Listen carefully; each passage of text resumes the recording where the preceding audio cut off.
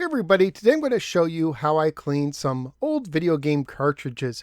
So I have over here, I have some Q-tips, I have a pair of tweezers, a pencil, I have a screwdriver, I have some Goo Gone. I have these two bottles. Now this is just what I use. If you decide to follow this would be at your own risk. But they're half-size water bottles. In one I have rubbing alcohol, 90%, the higher the better, moisture's our enemy. And the other I have Windex. And both rubbing alcohol and Windex do a pretty good job evaporating it. Think about it, if you've ever used Windex on like glass, you know, it evaporates pretty quickly. And that's what we're looking for. Some people don't necessarily like using one or the other, but it's worked for me. So what I do to start out with, so I have this copy of Steel Cage Challenge. I got this from the flea market this weekend.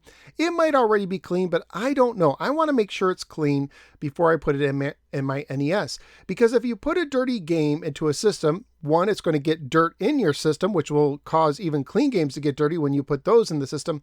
And for a system like the NES, not only will it not work, but it will cause your system to blink. If you've ever had a blinking NES, it's usually because the game's dirty. That's because it can't recognize the game. It thinks you're putting in a counterfeit game, but really what happened is there's some dirt on the contacts. So I take 2 Q-tips at a time and I put them inside this little bottle and I get them a little bit wet. I don't need it super wet. I just need it a little bit.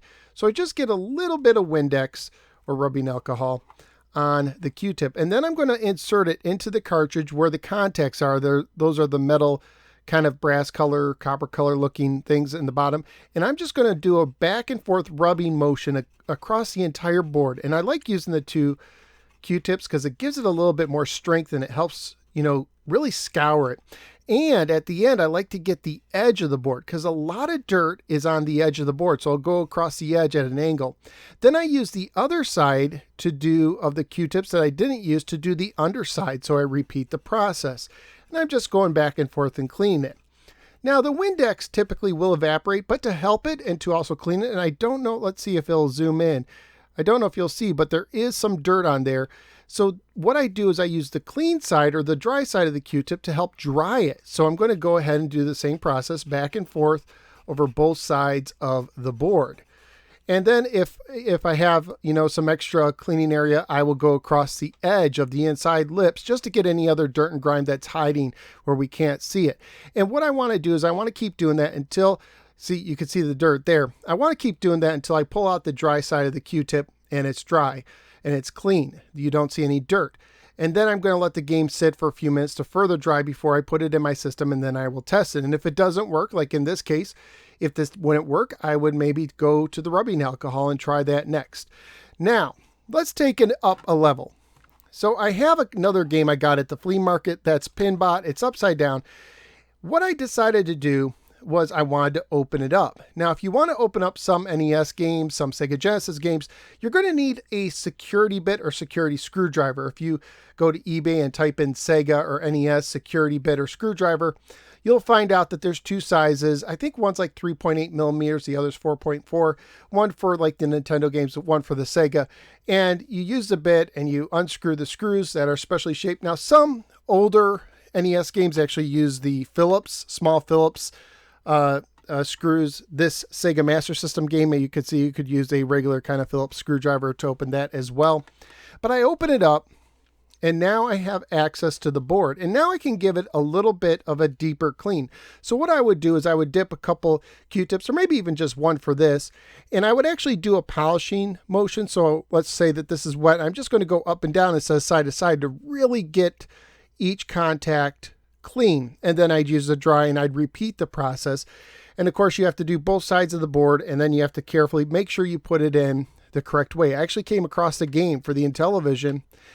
Very rare, very valuable. Didn't work until I realized someone put the board in upside down. The board was in upside down. Then you reassemble it and you're good to go there. Now, those are kind of like, that's like the next step. That if, you know, things are getting kind of, you know, not working, maybe you want to polish it well. Another thing you could do, and I've done this for Activision games for the 2600, some Activision games give me a lot of trouble. You could use a clean eraser and actually erase along the contacts. Some people are worried that you could actually wear out the contacts. Haven't had that problem with an eraser. So I would do the eraser first, and then I would use the wet dry method using, you know, the Q-tips with the Windex and or the rubbing alcohol, and that works. That's like a last case scenario for me. I also, when I'm done cleaning them with the Q-tips, some boards, they will get fibers from the Q-tip stuck to them, and I will use tweezers to pull out those fibers because I don't want those fibers getting in my system. Some boards don't have that problem, some do. Now, some older games have dust shields. Some of them are just spring-loaded. You press them down and you can see the board inside. But the Atari 2600 and other games, I think like the Atari 8-bits and 5200, you have to do something special to open it. So what I do, you could use like a Q-tip with like remove the cotton and just a Q-tip stick. But this works as well. This is the end of the tweezers. You just put it inside here, and now I can press it open very easily. Get to that board inside, rub it with the Q-tips, and voila, I'm done. I cleaned that. So that's another thing. Now the Windex is also useful if you have like marker on a label. Let's say like someone put their initials in marker. Sometimes the Windex will do a good job of taking it off. I try to stay away from the edges, but if it's on like the middle, I will use the Windex on one side, then I use the dry side to take it off. And sometimes that'll get marker off.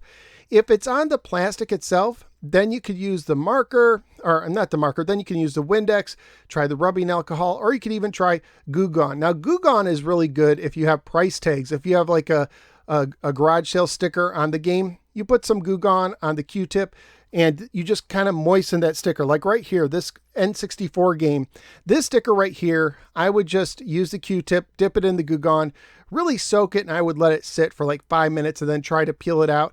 If it needs more, then I would add more. This kind of security sticker that's from like a rental store, I typically leave those alone because they are so sticky. Removing them will almost certainly damage the cartridge, so I just let those be.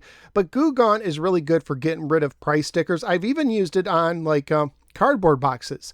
You know, like Sega Genesis, the later versions where they were cardboard, I had some price stickers, and the Goo Gone actually worked without damaging the artwork. Of course, you want to try a little bit to see how it's going to affect it, but that's what's good for actually some of the cosmetic stuff. So Goo Gone for the stickers, maybe for some like marker or the Windex or what have you, and that will help clean the outside. Like right here, I'll probably take some Windex to that and work that out, and that'll do the trick, or maybe some rubbing alcohol. That should do the trick there. So that's how I clean my video game cartridges. Let me know what methods you like to use, what works well for you in the comments below. Go ahead, click like and subscribe. Feel free to share the video, and I will see you next time.